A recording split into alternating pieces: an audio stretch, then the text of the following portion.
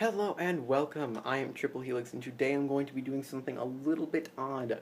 I was going to do something with the Oculus Rift today, something really fun, but then I woke up and I realized I had a horrible headache and felt just really terrible and ill overall. So I decided that today I would be doing a spec video because I kept saying on Twitter that I would. So I'm going to put a quick asterisk warning, avoid if at all possible, for those of you who are not really a nerdier crowd, because this is going to be a very nerdy video, or those if you're just curious to see what my computer is, so that way you can look for good parts. Those will all be in the description. I will not have a final pricing because that requires way too much math for my hurt brain to do tonight. So anyways, let's just dive right into this whole mess. Yes, these are my two monitors. They are completely different monitors. This one is white, which you probably couldn't tell because of the horrible lighting in this room, and it's also pretty late. Not really late, it's probably like 9 or something. It's dark. It's winter and it's in Florida, so there's no sun. And this is a different monitor as well. This monitor runs in 1080p through HDMI.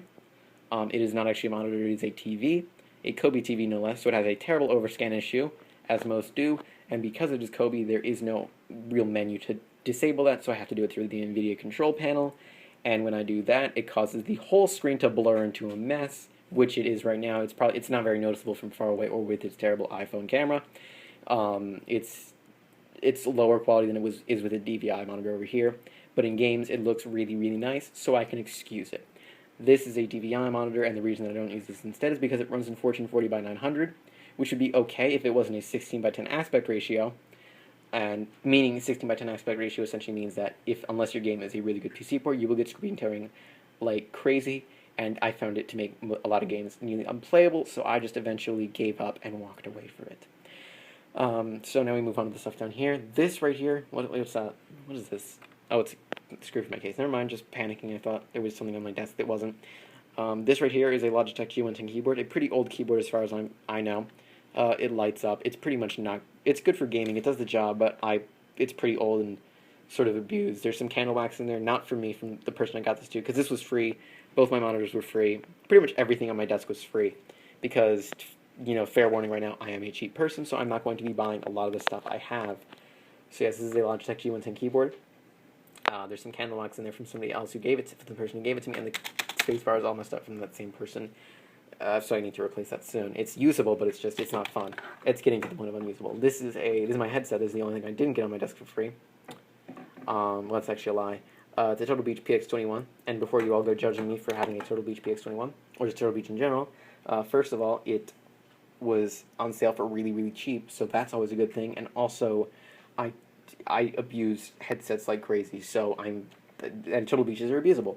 So, thank goodness for that. This right here is a mouse that I very recently got for free from a friend, thankfully. This is a Razer Naga, really unnecessary, unless you were a huge MMO gamer, or you were just the kind of person who has money to throw around, and thankfully, I got this for free. And I cannot live without it now. It's an absolutely incredible mouse. I love it, adore it, absolutely incredible in every respect. That is just a generic Xbox controller. I paid for that full price. That is also an Oculus Rift, full price. If you don't know, I have an Oculus Rift. I have an Oculus Rift. And now onto the part that probably most of you won't care about with this video, my computer overall. This is a Roswell Challenger case. I don't know exactly which brand or model. I'm not sure that many of you care, but, you know, it's there. It's a Roswell Challenger, some kind of Roswell Challenger. I don't really know if it's important. I'll be sure to put that in the description if necessary. That's an iPad. We're going to ignore that. The lighting in my room is absolutely atrocious, so this is the best that I can do. It's just wire hell back there, if you can see that at all. It's terrible. Yes, this is a case that holds all the good stuff that's inside. And all the good stuff that's inside is right here. I will say, quick disclaimer, this is a custom-built computer. I did build this myself, because pre-builds cost a lot of money. And also because I just like having messy wires. That is a lie. The wires are a mess, and I hate it. But I could not give two craps. I really just am not interested in actually organizing these, so I will just leave them where they are. So basically right here we have the Intel fan, because I do not have an aftermarket. Let me just pull this out so it doesn't get cut to death. There we go. Sorry, I'm all over the place here. This is an Intel fan.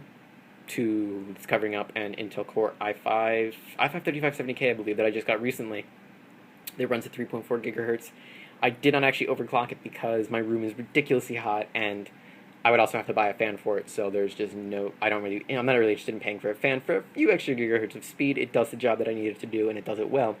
I used to run an i3 dual core 3.1 gigahertz, which it was bare minimum for pretty much everything. It was absolutely atrocious for video editing. I could not run After Effects; it would crash every 25 seconds. But ignoring that, these little lines right here, those are both 2 sticks of RAM. They are both 4 gigabytes, and totaling to 8 gigabytes. And pretty much that's what you need for gaming. But for video editing, 12 would probably be safer. 16 would be even better. Although I'm the kind of person who's just like, I don't care. That's expensive. RAM is expensive, and they're also just generic RAM sticks. If you hadn't noticed, they're not Corsair Vengeance or the other thing. I can't remember. Ripjaw. That's what they are. I'm the kind of bare minimum person. This right here, this is a DVD drive that I have only used twice. Once to install Dead Rising and once to install Windows. Never, at no other point have I used it. That's the only reason I have it, honestly. It was really I just bought it to install Windows. This right here is a GTX 660, my favorite part of this computer. A GTX 660 running at 3 gigabytes. Really nice, pretty much gets me 60 frames per second, pretty much all the time, especially now that it's paired with the i5.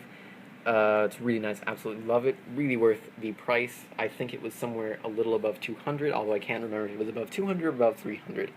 And quickly before we move on, the motherboard that you probably can barely see, that's part of the motherboard right there, those 2 little dots. It is an MSI G31 something, I think. I'm not really sure. All of it will be in the description for you guys to check out. But it is basically bare minimum in regards to motherboards. It can only support 2 sticks of RAM, 1 video card, and 2 SATA cables, which is why the DVD drive is not plugged in. Because I have 2 hard drives. One 320 gigabyte Western Digital Blue, and one 1 terabyte Western Digital Black. I used to record everything onto this. You can imagine how much of a nightmare what that is, with games and fraps and a bad processor. It was not fun. And not a bad processor, but just not what it was for. So this is my 1 terabyte hard drive. This holds all my games and my videos. This is my 320. It holds everything else. So this 1 terabyte is really nice. The black is absolutely really recommended for if you're to be a video editor or a video producer. It makes fraps possible to use. Because once you get low, this thing starts to hurt the processor even harder. It becomes not fun at all. But anyways, the thing powering this is a 600 watt Cooler Master. It's basically, I'm not a real big power supply person. I don't really know how that whole thing works. I know how the rest of this works. I know pretty much the rest of this stuff. I may not seem like it, but I do. The power supply, I'm not really in tune with how power supplies work or how much I need to be sure to have, or just in general what I need. But this seems to do the job. I just saw a piece of hair because I have cats in my room, and this thing has been sitting open for quite a while now. So I should probably wrap this up. Yes, this is a Cooler Master. It does the job. It's very quiet, surprisingly, all things considered. It hasn't exploded on me yet, so that's always a good thing. So, I guess that'll probably do it for about now. If you enjoyed this video, be sure to like it. Favorite it too as well. I'm being redundant now. I'm sorry. I'm so tired and I have a terrible headache.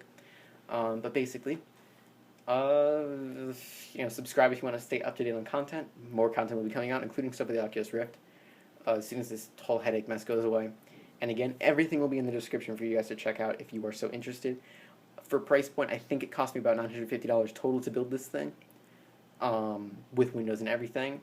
So, not on the horribly expensive side, but not necessarily on the cheap side either. And this was over, I think, a course of 2 years that I put this thing together. And a lot of it I've gotten stuff for free, so that's always a plus. But anyways, like, favorite, subscribe, and until next time, this is Triple Helix, signing off.